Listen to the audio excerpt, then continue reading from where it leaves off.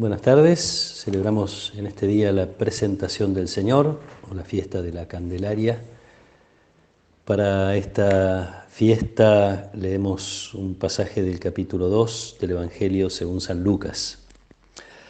Cuando llegó el día fijado por la ley de Moisés para la purificación de ellos, llevaron al niño a Jerusalén para presentarlo al Señor. Como está escrito en la ley, todo varón primogénito será consagrado al Señor. También debían ofrecer en sacrificio un par de tórtolas o de pichones de paloma, como ordena la ley del Señor. Vivía entonces en Jerusalén un hombre llamado Simeón, que era justo y piadoso y esperaba el consuelo de Israel. El Espíritu Santo estaba en él y le había revelado que no moriría antes de ver al Mesías del Señor. Conducido por el mismo Espíritu, fue al templo, y cuando los padres de Jesús llevaron al niño para cumplir con él las prescripciones de la ley, Simeón lo tomó en sus brazos y alabó a Dios diciendo: «Ahora, Señor, puedes dejar que tu servidor muera en paz, como lo has prometido, porque mis ojos han visto la salvación que preparaste delante de todos los pueblos, luz para iluminar a las naciones paganas y gloria de tu pueblo Israel». Su padre y su madre estaban admirados por lo que oían decir de él. Simeón, después de bendecirlos, dijo a María, la madre: «Este niño será causa de caída y de elevación para muchos en Israel, será signo de contradicción, y a ti misma una espada te atravesará el corazón. Así se manifestarán claramente los pensamientos íntimos de muchos». Había también allí una profetisa llamada Ana, hija de Fanuel, de la familia de Aser, mujer ya entrada en años, que, casada en su juventud, había vivido 7 años con su marido. Desde entonces había permanecido viuda y tenía 84 años. No se apartaba del templo, sirviendo a Dios noche y día con ayunos y oraciones. Se presentó en ese mismo momento y se puso a dar gracias a Dios, y hablaba acerca del niño a todos los que esperaban la redención de Jerusalén.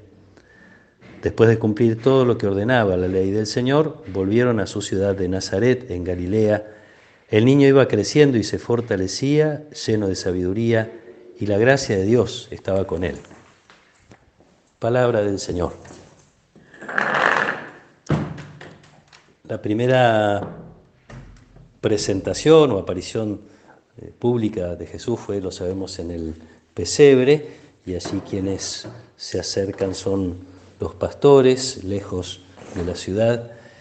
Ahora la presentación se hace en el templo, ni más ni menos que en el templo de Jerusalén, y uno podría decir, brillan por su ausencia los sacerdotes, los escribas, los doctores de la ley, los especialistas en las cosas de Dios. Son 2 ancianos quienes reconocen la divinidad de Jesús. En esta especie de canto de despedida que hace Simeón, reconoce que Jesús es luz para las naciones, es gloria de Israel, pero también anticipa que será causa de contradicción, de caída y de elevación. Caída para quienes no reciben esta luz, así como lo decía San Juan en el prólogo de su Evangelio: la luz vino, pero las tinieblas no la recibieron. Es interesante que Simeón se lo presenta como un justo piadoso que esperaba el consuelo de Israel, y que Ana, dice el Evangelio, le habla a quienes esperan la redención, a quienes esperan esta salvación. El anuncio otra vez es para los pobres, quienes están cómodos, quienes están llevando una vida serena, sin necesidades, etcétera, pueden tener conciencia de la necesidad de la llegada del Mesías, pero la necesidad vivida, la necesidad del corazón está más despierta, lo sabemos, en el corazón de los pobres. No se trata, como siempre decimos, de los pobres porque solo tienen materialmente poco, ni siquiera eso es suficiente, ¿no? La pobreza es la conciencia de la necesidad, yo diría en carne viva, una necesidad que se experimenta, necesidad de salvación, necesidad de consuelo, necesidad de Dios en el mundo. María va a sufrir el dolor de Jesús como madre, el dolor que padece Jesús en su cuerpo, pero también en otra dimensión mucho más profunda y yo diría más espiritual, María también padece, como Jesús, el rechazo. Me animo a decir, como sufre Dios cuando es ignorado o abiertamente rechazado. No puedo dejar pasar me parece que hay una picardía en Lucas, en el Evangelio, porque él habla de la purificación. La presentación de los niños era costumbre a partir del recuerdo de la muerte de los primogénitos de Egipto. Entonces el pueblo de Israel tiene que consagrar los primogénitos. Primogénitos de Egipto mueren justito antes de que el pueblo de Israel sea liberado, la Pascua.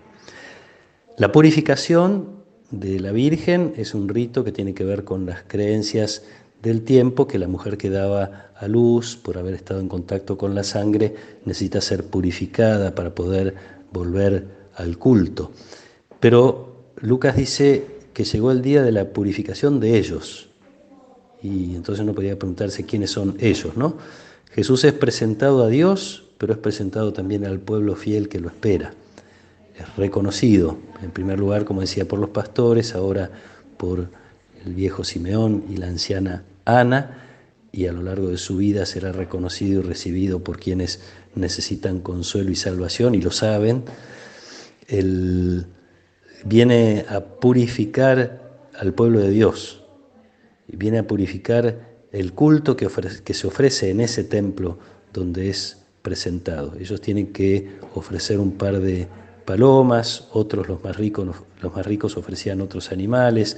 Todos los días se ofrecía 2 veces el cordero para pedir el perdón de los pecados. Ahora es Jesús el que viene a dar culto a Dios con la ofrenda de su vida.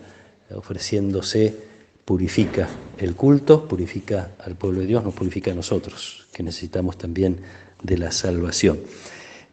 Y también nos muestra el camino. Esta entrega de Jesús es la que nos anima también a nosotros a ofrecernos a Dios. Así nos lo pedía San Pablo en la carta a los Romanos, al comienzo del capítulo 12, dice: yo los exhorto por la misericordia de Dios a ofrecerse ustedes mismos como víctima viva, santa y agradable a Dios.